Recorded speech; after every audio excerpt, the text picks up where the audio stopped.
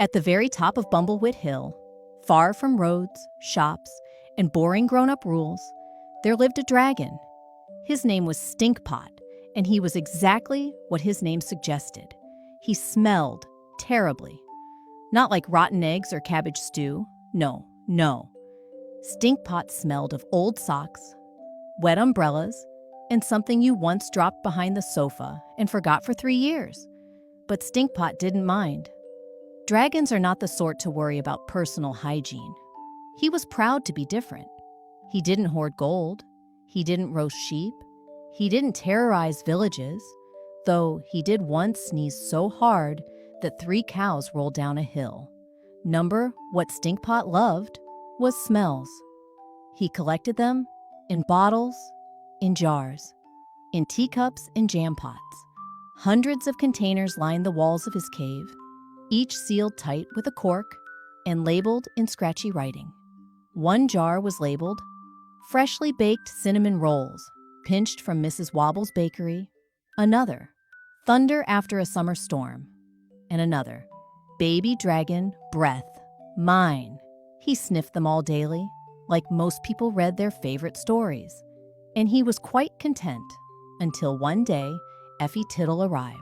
She stomped up the hill in a muddy coat and scuffed boots, with her tangled hair tied in 13 different ribbons and a jam sandwich in one hand. She was 10 years old and fearless. "Hello!" she shouted into the cave. Stinkpot, who had just uncorked a particularly spicy jar labeled Dad's Old Slippers, let out a surprised snort that puffed green smoke. "Are you—" Effie squinted into the dark. "A real dragon?" A pair of golden eyes blinked at her. "No," said the voice. "I'm a sock with wings." Effie grinned. "Brilliant. I've always wanted to meet a sarcastic sock." The dragon lumbered forward, scales shimmering like burnt copper. He sniffed the air. "You smell like jam and mischief," he said. "Thank you," said Effie politely. "My name's Effie. I brought you a present." She pulled a tiny bottle from her pocket. Inside was a tuft of grass, 2 petals, and a wisp of something invisible. "I caught the smell of the first day of spring," she said. "It's my favorite." Stinkpot held the bottle gently in his claw. He sniffed, and his eyes went wide.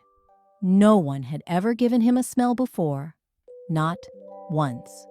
"Would you like to see my collection?" he asked, his voice suddenly hopeful. Effie nodded. He led her inside the cave.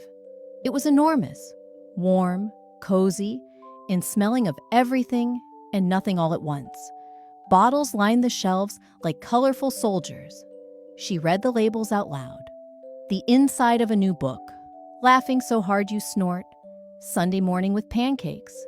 They spent the whole afternoon sniffing jars, laughing, and sharing stories. Day after day, Effie came back. She brought smells of her own. Lost tooth under a pillow. Raincoat after a muddy race. Grandma's hug, extra strong version. They built a new shelf together and called it the memory shelf. Then one rainy evening, Effie arrived with a very small bottle. "I saved this one for last," she whispered. Stinkpot uncorked it. It smelled of warm toast, cinnamon, tree bark, and something else, something soft, something a little sad and a lot wonderful. "What is it?" he asked quietly. Effie smiled. "It's the smell of having a friend." Stinkpot didn't say a word. He placed the bottle on the highest shelf, above all the others, and every night before he curled up to sleep, he sniffed it once, just once, and smiled.